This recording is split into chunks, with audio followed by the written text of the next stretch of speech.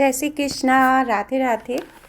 तो जैसा कि आप सभी जानते हैं, रामचरितमानस तुलसीदास जी कृत के दोहे चौपाई अर्थ सहित मैं अपने ब्लॉग में पढ़ती हूँ। मेरा उद्देश्य है कि आजकल की जो युवा पीढ़ी है वो भी रामायण से जुड़ी रहे, और अगर उस युवा पीढ़ी को ये पढ़ने का समय नहीं मिलता है तो वो इस तरह से दोहा चौपाई अर्थ सहित सुने। तो आज के क्रम में दोहा क्रमांक 6 से दोहा क्रमांक 7 के बीच आने वाली सभी चौपाइयों को मैं पढ़ूंगी। अस विवेक जब दे विधाता, तब तजी दोष गुण ही मनुराता। काल स्वभाव करम बरियाई, भले प्रकृति बस चुकई भलाई। विधाता जब हंस के जैसा विवेक देते हैं तो वह दोषों को छोड़कर मन गुणों में अनुरुक्त होता है। जैसे कि हम सभी जानते हैं कि हंस का स्वभाव होता है, वो मोतियों को चुगता है और कंकड़ को छोड़ देता है। उसी तरह संत दोषों को छोड़ देते हैं और गुणों को अपनाते हैं। काल स्वभाव और कर्म की प्रबलता से जो साधु लोग होते हैं, भले लोग होते हैं, वो माया के बस में होकर कभी कभी भलाई से चूक जाते हैं, परंतु सो सुधारे हरि जन जी मिले, दलि दुख दोष विमल जसु देहि। खलहु करहि भल पाई सुसंगो, मिटाई न मलिन स्वभाव अभंगु।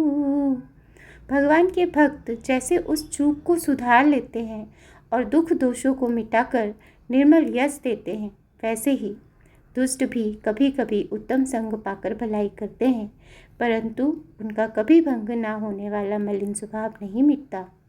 लखि सुबेश जग बंचक जेओ, वेश प्रताप पूजियहि तेओ।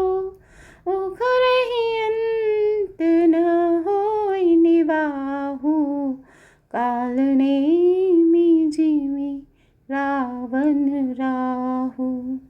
जो वेशधारी ठग हैं उन्हें भी अच्छा वेश बनाए देखकर वेश के प्रताप से जगत पूजता है, परंतु एक न एक दिन वे चोरे आ ही जाते हैं। अंत तक उनका कपट नहीं निपटा, जैसे काल नेमी रावण और राहु का हाल हुआ।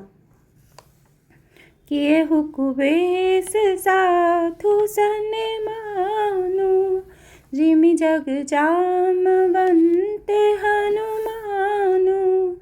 हानि को संग सुसंगति लाहु, लोकहु वेद विदित सब काहू। बुरा वेश बना लेने पर भी साधु का सम्मानहीन होता है, जैसे जगत में जाम्बवन और हनुमान जी का हुआ। बुरे संग से हानि और अच्छे संग से लाभ होता है। यह बात लोक और वेद में है और सभी लोग इसको जानते हैं। गगन चढ़ई रज पवन प्रसंगा, कीचहि मिलई नीच जल संगा। साधु असाधु सदन सुख सारी, सुमिरहि राम देहि गनिगारी। पवन के संग से धूल आकाश पर चढ़ जाती है और वही नीच जल के संग से कीचड़ में मिल जाती है। साधु के घर के तोता मैना राम राम सुमिरते हैं और असाधु के घर के तोता मैना गिन गिन कर गालियाँ देते हैं। धूम कुसंगत कारिख होई, लिखिय पुराण मंजुम से सोई। सोई जल अनल अनिल संघाता, होई जलद जग जीवन दाता। कुसंग के कारण धुआं काली कहलाता है, वहीं धुआं सुंदर स्याही होकर पुराण लिखने के काम आता है, और वही धुआं जल, अग्नि और पवन के संग से बादल होकर जगत को जीवन देने वाला बन जाता है। इन चौपाइयों में तुलसीदास जी महाराज ने कुसंग और सुसंग से क्या प्रभाव पड़ता है उसके विषय में बताया है। ग्रह भेषज जल पवन पट, पाए को जोग सुजो, होहि कुवस्तु सुवस्तु जग, लखहि सुलक्षण लोग। ग्रह, औषधि, जल, वायु और वस्त्र, ये सब भी कुसंग और सुसंग पाकर संसार में बुरे और भले पदार्थ हो जाते हैं।